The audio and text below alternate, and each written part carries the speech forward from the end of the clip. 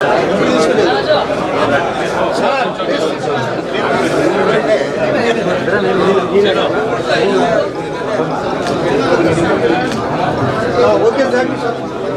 Sir.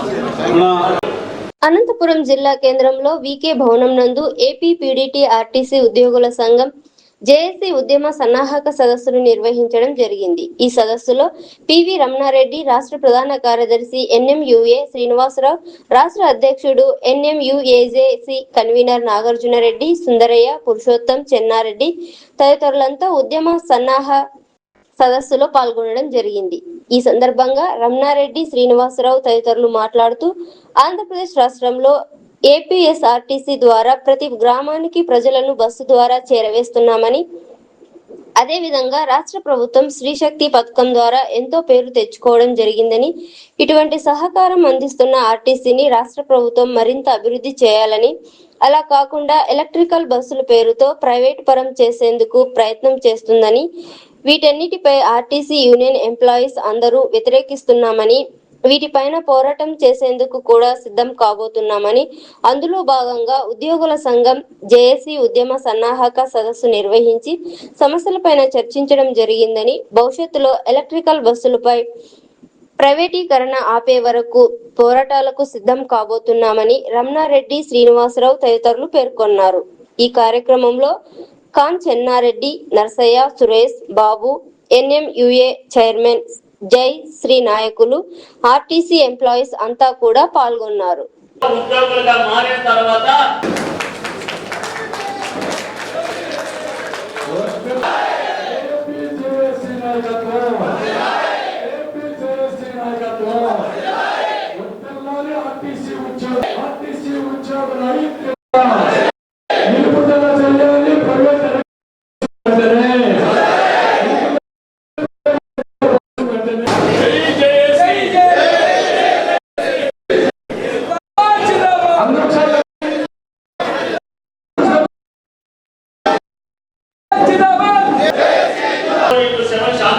కాపాడుతున్నారు, వాళ్ళకి ఇవ్వాల్సిందని అంటున్నారు.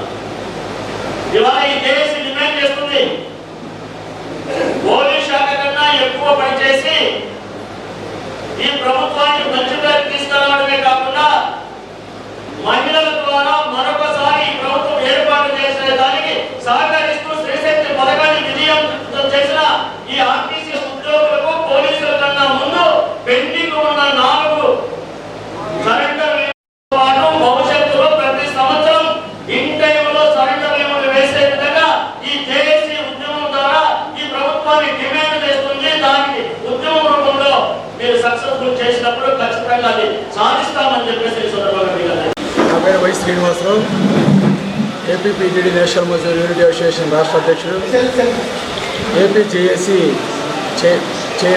Chairman. ఈరోజు ఏపీ జేఏసీకి సంబంధించినటువంటి అన్ని సంఘాల కడప జోన్కు సంబంధించి ఉమ్మడి అనంతపురం, కర్నూలుకు సంబంధించినటువంటి విస్తృత సమావేశం ఈరోజు అనంతపురంలో ఏర్పాటు చేయడం.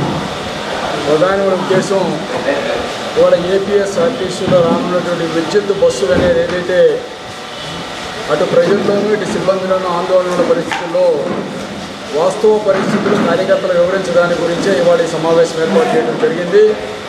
అందులో భాగంగానే జేఏసీ నిర్ణయం మేరకు రాష్ట్రంలో ఉన్న అన్ని జోన్లు విజయనగరం దగ్గర నుంచి ఇవాళ అనంతపురం వరకు అన్ని జోన్స్లో ఉన్నటువంటి మీటింగ్స్లో ఇవాళ ఈ విద్యుత్ బస్సుల వల్ల వచ్చేటువంటి ఇబ్బందులు ఏ రకంగా ఉన్నాయనేది ఇవాళ కార్యకర్తలు వివరించడం జరిగింది. అందులో ప్రధానంగా ఇవాళ ఏపీఎస్ఆర్టీసీలో రాష్ట్ర ప్రభుత్వం ప్రత్యేక శ్రద్ధతో ఏర్పాటు చేసినటువంటి స్త్రీశక్తి ఏదైతే స్కీమ్ ఉందో ఆ స్త్రీశక్తి స్కీమ్ వల్ల దాదాపు ఈ రాష్ట్రంలో ఏ స్కీమ్కి లేనటువంటి ప్రతిష్ట ఈ రాష్ట్ర ప్రభుత్వానికి ఇవాళ స్త్రీశక్తి స్కీమ్ వల్ల రావడం జరిగింది. దాదాపు స్కీమ్ పెట్టిన తర్వాత 10 లక్షల మంది ప్రయాణికులు పెరిగితే అందులో కనీసం ఒక బస్సు కూడా పెరగబోగా 400 బస్సులు మళ్ళీ తగ్గించినటువంటి పరిస్థితుల్లో ఇవాళ సిబ్బంది ఇబ్బంది పడటమే కాకుండా ప్రయాణికులు కూడా తీవ్ర ఇబ్బంది వచ్చే పరిస్థితుల్లో ఒక పక్క కొత్త బస్సులు కొనండి అనేది ఏదైతే ప్రధానమైన డిమాండ్, ప్రజలకు అవసరం మేరకు ఏదైతే కావాలని కోరుతున్నామో ఆ డిమాండ్లో భాగంగా ఇవాళ విద్యుత్ బస్సులు ఏదైతే కొంటామంటారో ఆ బస్సులకు సంబంధించి పరిస్థితులు పరిశీలిస్తే ఇవాళ 9 మీటర్స్ బస్సులు 25 మంది సిట్టింగు, 12 మీటర్ బస్సు 35 సిట్టింగ్తో ఉంటే దాదాపు 10,059 సిట్టింగ్లో ఉన్న బస్సులోనే దాదాపు 100 మంది ఎక్కుతున్నటువంటి పరిణామాల్లో ఇవాళ 25 సీటింగ్ అంటే దాదాపు 4 బస్సులు, ఒక బస్సుకు 4 బస్సులు అవసరమైన పరిస్థితి ఇవాళ ఈ రాష్ట్ర ప్రభుత్వం ఏర్పాటు చేయాల్సి ఉంది. ఇవాళ ఉన్న 1100 బస్సుల్ని రీప్లేస్ చేస్తాము, అది పినాకిని సంస్థకి ఇస్తాము. మరి అందులో బస్సులన్నీ కూడా అందులో ఉన్నటువంటి పనిచేసే డ్రైవర్ ప్రైవేటు, అదేవిధంగా గ్యారేజ్ సిబ్బంది ప్రైవేటు, మొత్తం బస్సులే మరి పినాకిని సంస్థతో నడిచేటువంటి పరిస్థితుల వల్ల ఏపీఎస్ఆర్టీసీ అనే పదవి కోల్పోయేటువంటి పరిణామాలు ఏవైతే ఉన్నాయో ఇవి రాష్ట్ర ప్రభుత్వానికి మంచి పద్ధతి కాదు. ప్రెస్టేజ్ కలిగిన సంస్థ, దేశవ్యాప్తంగా అనేక అవార్డులు పొందిన సంస్థ, గిన్నీస్ బుక్ ఆఫ్ వరల్డ్ రికార్డులు నమోదు కలిగిన సంస్థ. ఇవాళ ప్రజల మనసులో ఉన్నటువంటి ఈ సంస్థ ఈ రకంగా ప్రైవేట్ అనే పదానికి వెళ్తే చాలా ఇబ్బందికర పరిస్థితులు ఏవైతే ప్రభుత్వానికి మరి ప్రజలకు కలిగేటువంటి పరిణామాలు అయితే ఉన్నాయో దాన్ని నిలుపుదల చేయాలనేదే ప్రధానమైన. మేము కోరుకున్నది ఒకటే, ఇప్పుడు ప్రైవేటు వ్యక్తులకు పినాకిని సంస్థ, అలాగే రవాణా వ్యవస్థలో అనుభవాలు లేవు. ఆ ప్రైవేటు వ్యవస్థ లాభాలు లేకుండా ఎక్కడా నిర్వహణ చేయదు. లాభ నష్టాలు చూడకుండా ఆపరేట్ చేసే సంస్థ ఏపీఎస్ఆర్టీసీ. దాదాపు ప్రతి సంవత్సరం 6,500 కోట్ల టర్నోవర్తో నడిచే సంస్థ ప్రభుత్వ గ్యారెంటీ ఇస్తే, ఆర్థికమైన భరోసా ఇస్తే ఏపీఎస్ఆర్టీసీ ద్వారా కానీ బస్సులు కొని కేంద్ర ప్రభుత్వం రాయితీ దాదాపు 45 లక్షలు ఏదైతే ఇస్తుందో ఆ రాయితీని వినియోగించుకోవడం ద్వారా ఏపీఎస్ఆర్టీసీ ఇవాళ ప్రజలకు మెరుగైన రవాణా సౌకర్యం కల్పించడం. ఈ పినాకిని బస్సు కాకుండా ఏపీఎస్ఆర్టీసీ బస్సులు అయితే సమస్త ఉద్యోగులు అందులో ఉంటారు కాబట్టి వేలాది మంది నిరుద్యోగులకు అవకాశం కలిగే పరిణామాలు ఉంటాయి. కాబట్టి ఈ రాష్ట్ర ప్రభుత్వాన్ని విజ్ఞప్తి చేసేది బస్సులు కొనుగోలు, విద్యుత్ బస్సులు దానికి వ్యతిరేకం కాదు, కానీ అది ఏపీఎస్ఆర్టీసీ ప్రభుత్వం ద్వారాగానే కొనాలి అనేది ప్రధానమైన డిమాండ్తో ఇవాళ అన్ని జీవనంలో ఉన్నటువంటి కార్యకర్తలు సూచనలు సలహాలు తీసుకుని ఇవాళ ముందుకెళ్ళడం జరుగుతుందని మాత్రం ఈ సందర్భంగా మీ అందరూ విజ్ఞప్తి చేస్తున్నాను. మీ ద్వారా విజ్ఞప్తి చేసేది ఇవాళ రాష్ట్ర ప్రభుత్వం ఆల్రెడీ దృష్టికి తీసుకెళ్ళడం జరిగింది. ప్రిన్సిపల్ సెక్రటరీ ఎవరైతే ట్రాన్స్పోర్ట్ ఉంటారో వారితో మాట్లాడడం జరిగింది. స్పష్టంగా దానివల్ల కలిగే నష్టాలు, ఇబ్బందులన్నీ వివరించడం జరిగింది. ఇప్పటికే బస్సులు తక్కువ వల్ల ప్రయాణికులు ఎంత ఇబ్బంది పడతారో మీకు తెలియదు కాదు. రేపు ఎలక్ట్రికల్ బస్సులు వస్తే చాలక ఇంకా ఇబ్బంది పడే పరిణామాల్లో ప్రభుత్వానికి వ్యతిరేకత వచ్చే పరిణామాలు ఏదైతే ఉన్నాయో దాన్ని సరిచేసుకోవాల్సిన బాధ్యత ప్రభుత్వం మీద ఉందని చెప్పి మీ ద్వారా విజ్ఞప్తి చేయడం జరుగుతుంది. ఇవాళ మేము కోరుకునేది ఇవాళ బస్సులు కొనుగోలు కొత్తవి జరగకపోతే, కనీసం 4,000 బస్సులు లేకపోతే ప్రయాణికులకి మెరుగైన రవాణా సౌకర్యం కల్పించక ఎంత ప్రతిష్ట స్త్రీ శక్తి వల్ల వచ్చిందో అంత మైనస్ అవడానికి అవకాశాలు ఉన్నాయనేది ఈ ప్రభుత్వం గమనించాలి. ఇవాళ ఇందులో పనిచేసే సిబ్బంది షార్టేజ్ వల్ల దాదాపు 10 సంవత్సరాల నుంచి రిక్రూట్మెంట్ సరిగా లేక మినిమం లేక ఇవాళ ఏదైతే 14,000 15,000 మంది సిబ్బంది కార్మికులు వాటిని భర్తీ చేయాల్సిన పరిస్థితి ఉంది. అదేవిధంగా ప్రభుత్వాన్ని కోరేది ఆర్టీసీ కార్మికులకి పే స్కేల్ పెండింగ్ ఉంది, పే కమిటీ వేయాలి, పే స్కేల్ చేయాలి. అదేవిధంగా టెర్మినల్ ఎంకాష్మెంట్ ఏదైతే ఉందో లీవ్ ఎంకాష్మెంట్ అది ఇంప్లిమెంట్ చేయాల్సిన పరిస్థితి ఉంది. ఇవాళ అనేక సమస్యలు ఆర్టీసీ మేనేజ్మెంట్ ద్వారా ఉన్నాయో వాటిని కూడా తక్షణం యాజమాన్యం కూడా చొరవ తీసుకుని భర్తీ సమస్యలు పరిష్కారం చేయాలని మీ ద్వారా విజ్ఞప్తి చేస్తూ, అందులో భాగంగా 23, 24 రాష్ట్ర వ్యాప్తంగా 128 డిపోలు, నాన్ ఆపరేషన్ యూనిట్లో ఉదయం డ్యూటీ నుంచి ప్రతి సభ్యుడు రెడ్ బ్యాడ్జెస్ పెట్టి నిరసన తెలియపరచడంతో పాటు మధ్యాహ్నం గేట్ మీటింగ్ ధర్నాల్లో కూడా భారీ సంఖ్యలో హాజరయ్యి దిగ్విజయం చేయాలని ఆర్టీసీ సిబ్బందికి విజ్ఞప్తి చేస్తూ, ఇవాళ ప్రజా వ్యవస్థకు వచ్చినటువంటి ఇబ్బంది ఏదైతే ఉందో దానికి ప్రజలందరూ కూడా అర్థం చేసుకుని వారి సహకారం కూడా కావాలని మీ ద్వారా విజ్ఞప్తి చేస్తూ thank you very much. PV Ramana Reddy, రాష్ట్ర ప్రధాన కార్యదర్శి, APPTD national Mazdoor unity association. NME రాష్ట్ర అధ్యక్షులు చెప్పిన మేరకు ఏపీఎస్ఆర్టీసీలో ఈరోజు ఉద్యోగులు అనేక రకాల సమస్యలు ఫేస్ చేస్తూ ఉన్నారు. దాదాపు ఈ రాష్ట్ర ప్రభుత్వం నిర్ణయం తీసుకొని 2029 లోపల మొత్తం ఆర్టీసీలో ఉన్నటువంటి 8,200 బస్సులు అన్ని డీజిల్ బస్సులు ఏవైతే ఉన్నాయో డీజిల్ బస్సులన్నింటినీ ఎలక్ట్రికల్ బస్సులుగా మార్చామని రాష్ట్ర ప్రభుత్వం నిర్ణయం తీసుకొని నోటిఫికేషన్ ఇచ్చి ఉన్నారు.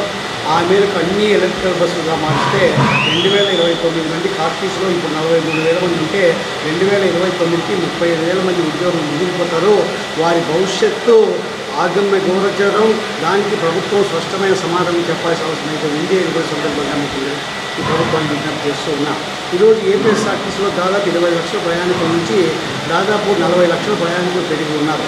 ఆకుపరిష దేశం ఏదైతే ఉందో జీరో టికెట్ ప్రవేశపెట్టిన తర్వాత మహిళలు ఎవరైతే ఉన్నారో, అదేవిధంగా వికలాంగులు ఎవరైతే ఉన్నారో వీరికి రాష్ట్ర ప్రభుత్వం శ్రీశక్తి పేరుతో వికలాంగుల ఉచిత ప్రయాణం పేరుతో ప్రవేశపెట్టిన సందర్భంగా దాదాపు అదనంగా 15 లక్షల ప్రయాణికులు పెరిగినప్పటికీ బస్సుల సంఖ్య పెరగబోక 300 బస్సులు తగ్గిపోయి దాదాపు 2000 మంది ఉద్యోగులు రిటైర్ అయిపోయి వందలాది మంది ఉద్యోగులు చనిపోయి ఉద్యోగుల సంఖ్య పెరగకుండా బస్సుల సంఖ్య పెరగకుండా అదనంగా 15 లక్షల ప్రయాణికులు సేవలు అందిస్తున్నటువంటి దాదాపు 4 లక్షల ప్రయాణికులు సేవలు అందిస్తూ రాష్ట్ర ప్రభుత్వం మన్ననలు పొందినటువంటి స్కీమును విజయవంతం చేసినటువంటి ఈ ఆర్టీసీ ఉద్యోగులకు రాష్ట్ర ప్రభుత్వ అధినేత ముఖ్యమంత్రి గౌరవనీయులు నారా చంద్రబాబు నాయుడు గారు శాసనసభ ద్వారా డ్రైవర్లు కండక్టర్స్ వెహికల్ సోదరులకు అభినందించున్నారు. అభినందనలు అయితే చెప్పి ఉన్నారు. కానీ శ్రీశక్తి స్కీమ్ వల్ల ఈ సంస్థ బలోపేతమవుతుంది. తద్వారా అదనంగా దాదాపు 15 లక్షల ప్రయాణికులు పెరిగిన దానివల్ల అదనంగా ఇంకా 15,000 బస్సులు పెరిగితే 25 దేశాల ద్వారా ఏదైతే గౌరవ మంత్రివర్యులు చెప్పిన మేరకు దాదాపు 5 సంవత్సరాల కాలంలో 20 లక్షల ఉద్యోగాలు అదనంగా ఇస్తామని చెప్పిన మేరకు ప్రతి సంవత్సరం 2 లక్షల ఉద్యోగాలు ప్రభుత్వ పరంగా ఇస్తామని చెప్పిన మేరకు ఆర్టీసీలో అదనంగా 20,000 బస్సులు పెరిగితే 20x5 ప్రకారం 1 లక్ష మంది ఉద్యోగాలు పెరుగుతుందని మేము ఆశపడ్డాం. అందుకు భిన్నంగా ఎప్పుడూ ఏపీఎస్ఆర్టీసీలు లేని విధంగా డిపోలు పెరిగాయి. కానీ ఈరోజు ఆల్రెడీ 4 డిపోలు క్లోజ్ చేశారు. ఇంకా అనంతపురం డిపో ఏదైతే ఉందో 50 బస్సులు ట్రాన్స్ఫర్ చేస్తున్నారు. 12 డిపోలు క్లోజ్ చేస్తూ ఉన్నారు.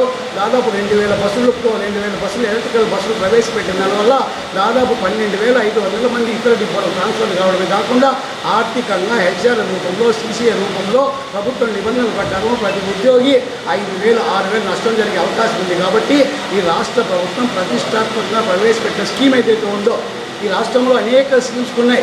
ఏదైతే బెనిఫిషరీస్కు ప్రతి స్కీమ్లో 1,00,000-2 లక్షలు మహా అంటే వృద్ధాప్య పెన్షన్ అయితే స్కీమ్లో 60 లక్షలు ఉంటారు. ఈ స్కీమ్లో రాష్ట్ర జనాభాలో 5,32,32 మంది ఈ రాష్ట్ర జనాభా ఉంటే 2,65 మంది శ్రీశక్తి ద్వారా ఆర్టీసీ ఉద్యోగులు ప్రభుత్వ ప్రతిష్ట పెంచే విధంగా కేవలం 3,000 కోట్ల రూపాయల బడ్జెట్తో ప్రభుత్వ ప్రతిష్ట పెంచే విధంగా ఉన్నటువంటి ఆర్టీసీ ఉద్యోగులను ఆదరించాలి, అభిమానించాలి, సంస్థను బలోపేతం చేయాల్సిన బాధ్యత ఈ రాష్ట్ర ప్రభుత్వానికి ఉంది అని కూడా ఈ ద్వారా విజ్ఞప్తి చేస్తూ ఆ మేరకు ఉద్యోగులను సమీకరించడానికి ఈరోజు 5వ సభ ఇక్కడ ఏర్పాటు చేశాం. ఈ సభ ద్వారా ఆర్టీసీలో ఉన్నటువంటి 48,000 మంది ఉద్యోగులకే కాకుండా రిటైర్ అయిన ఉద్యోగులు, అవుట్సోర్సింగ్ ఉద్యోగులు, ఆన్ కాల్ డ్రైవర్స్, కాంట్రాక్ట్ ఉద్యోగులు, వీళ్ళందరూ రిటైర్ ఉద్యోగులు వీళ్ళందరూ కూడా ఏపీఎస్ఆర్టీసీ మనుగడ ప్రశ్నార్థమైన పరిస్థితుల్లో అందరూ కూడా ఏపీజేఎస్ ఆధ్వర్యంలో జరిగే ఉద్యమానికి ఫ్యూచర్లో జరిగే ఏ కార్యక్రమానికన్నా కూడా అందరూ భాగస్వామ్యం కావాల్సిన విజ్ఞప్తి చేస్తున్నా. ఆర్టీసీ ఉద్యోగులకు ఉన్నటువంటి ప్రధానమైన ఇష్యూస్ ఏదైతే ఉన్నాయో ఐఆర్ కానీ ఫ్రెండ్స్ అదేవిధంగా పిఆర్సీ కానీ ఆ సమస్యలు పరిష్కారం చేసే అవసరం అయితే ఉంది. ముందు ఉద్యోగం ఉంటే సంస్థ ఉంటే తర్వాత ఆర్థిక పరిస్థితి ఆర్థికంగా ఉద్యోగులకు వెసులుబాటు ఉంటుంది. సంస్థ మనుగడకే ప్రమాదం అయిపోతుంది. కాబట్టి ప్రజలకు రవాణా సౌకర్యం ఏదైతే ఉందో రవాణా వ్యవస్థే ఆంధ్రప్రదేశ్లో పబ్లిక్ రవాణా వ్యవస్థ క్వశ్చన్ మార్క్ అయ్యే పరిస్థితుంది. కాబట్టి ఆ క్వశ్చన్ మార్క్ కాకుండా సమాధానం చెప్పాల్సిన బాధ్యత రాష్ట్ర ప్రభుత్వానికి ఉంది అని కూడా విజ్ఞప్తి చేస్తూ అనేక ఉద్యమాలు చేసిన చరిత్ర ఆర్టీసీ ఉద్యోగులు కాబట్టి ఈ సంస్థను బలోపేతం చేయడానికి ఈ సంస్థను మరింత మెరుగైన సేవలు ప్రజలకు అందించడానికి గౌరవ ముఖ్యమంత్రి వారి జోక్యం చేసుకొని ఉద్యోగుల పక్షాన ఉండి ఈ ఎలక్ట్రికల్ బస్సు వాటిని కూడా సంస్థ ఉద్యోగుల ద్వారా సంస్థ ద్వారా ప్రభుత్వం ద్వారా మాకు రావాల్సిన రాయితీ ఏదైతే ఉందో 300 కోట్ల ఏదైతే రాయితీ ఉందో ఆ రాయితీ ఇస్తే ప్రతి నెల 150 బస్సులు కొంటాం. సాలీనా 2,000 బస్సులు కొన్నాం.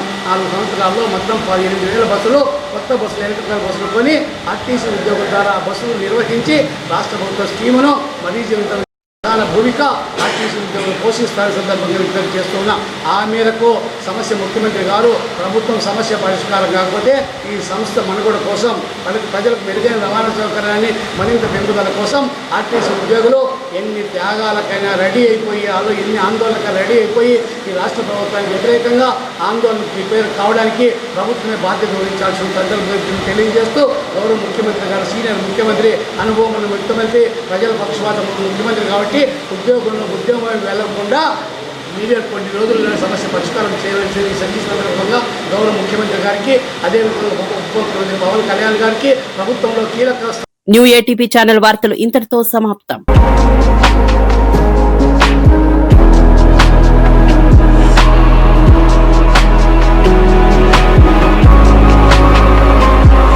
Hello everyone. ఎవ్రీవన్, నా పేరు Kaveri. This is our Royal Peak Financial Services Private limited.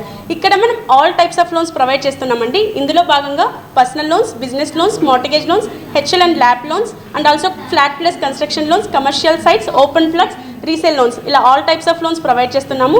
అంతేకాకుండా ప్రొఫెషనల్స్ ఎవరైనా ఉంటే డాక్టర్స్, చార్టెడ్ అకౌంట్స్ ఇలా కూడా మనం లోన్స్ అనేవి ప్రొవైడ్ చేస్తున్నాము. మన దగ్గర mainly school funding, hospital funding and also industrial fundings, hospital equipment purchase loans ఏమైనా ఉన్నా కూడా ప్రొవైడ్ చేస్తున్నామండి. అండ్ మన దగ్గర ఏంటంటే మన కంపెనీ యొక్క స్పెషాలిటీ ఏంటంటే మనం 175 బ్యాంక్స్తో టైఅప్ అయి ఉన్నాం. ఇందులో నేషనలైజ్డ్ బ్యాంక్స్ ఉన్నాయి, ప్రైవేట్ బ్యాంక్స్ కూడా ఉన్నాయి.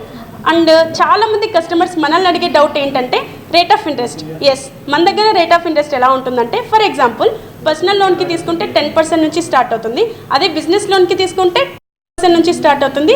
అదే హౌస్ లోన్కి తీసుకుంటే 7.15% నుంచే మన దగ్గర లోన్స్ అనేవి స్టార్ట్ అవుతాయండి. అంతేకాకుండా మన దగ్గర ఎగ్జిస్ట్ లోన్స్ ఏమైనా ఉన్నా కూడా మనం టేక్ ఓవర్ చేస్తాం. దీని ద్వారా కస్టమర్స్కి ఏంటి బెనిఫిట్ అంటే, అక్కడున్న రేట్ ఆఫ్ ఇంట్రెస్ట్ కంటే ఇక్కడ ఉన్న రేట్ ఆఫ్ ఇంట్రెస్ట్ కొంచెం తగ్గించి ప్లస్ అడిషనల్గా టాప్అప్ కూడా మనం ప్రొవైడ్ చేస్తాం. మన కంపెనీని కస్టమర్స్ ఎందుకు ప్రిఫర్ చేయాలి అంటే, మెయిన్లీ మన దగ్గర 0% కమిషన్ అండి, కమిషన్ ఫీ తీసుకోం. అండ్ ఆల్సో 0% ప్రాసెసింగ్ ఫీ కూడా మనం తీసుకోం. అండ్ చాలామంది పర్సనలీ నన్ను అడిగే డౌట్స్ ఏంటంటే, మేడం ఇట్లా సిబిల్ స్కోర్ చెక్ చేస్తే మా సిబిల్ స్కోర్ తగ్గిపోతుంది కదా అని అడుగుతుంటారు. అసలు మా దగ్గర సాఫ్ట్ సిబిల్ స్కోర్ చెకింగ్ ఉంటుందండి. దాని ద్వారా మీ సిబిల్ స్కోర్కి ఎటువంటి ఎఫెక్ట్ ఉండదు. అండ్ మెయిన్లీ ఏంటంటే, చాలామంది కస్టమర్స్ ఏంటంటే చాలా బ్యాంక్స్ చుట్టూ తిరుగుతూ, కొన్ని బ్యాంక్స్ చుట్టూ తిరుగుతూ ఇట్లా రావట్లేదు అని చాలా బాధపడుతుంటారు. సో మనం ఏంటంటే, మన దగ్గరికి వన్స్ వచ్చిన ఫైల్ మనం టేక్ ఓవర్ చేసి మనకున్న బ్యాంక్స్తో ఎక్కడైతే లో రేట్ ఆఫ్ ఇంట్రెస్ట్ ఉంటుందో బ్యాంక్కి మనం ఫైల్ అనేది మూవ్ చేస్తాము. So start to end loan ఎప్పుడు శాంక్షన్ అవుతుంది, లోన్ ఎలిజిబిలిటీ ఎంత, ఇంత ఈ కమ్యూనికేషన్ అంతా మనం బ్యాంకర్స్ త్రూ కస్టమర్కి పంపిస్తామండి. ఒక బ్రిడ్జ్ లాగా హెల్తీ రిలేషన్షిప్స్ మెయింటైన్ చేస్తూ ఆ ఫైల్ లోన్ శాంక్షన్ అయ్యే వరకు మనమే రెస్పాన్సిబుల్గా ఉంటామండి. ఇంకా ఏమైనా డౌట్స్ ఉంటే please do visit our office near beside idli and more, SJ towers, IOB bank పైన 2nd ఫ్లోర్లో ఉంటుందండి. Thank you.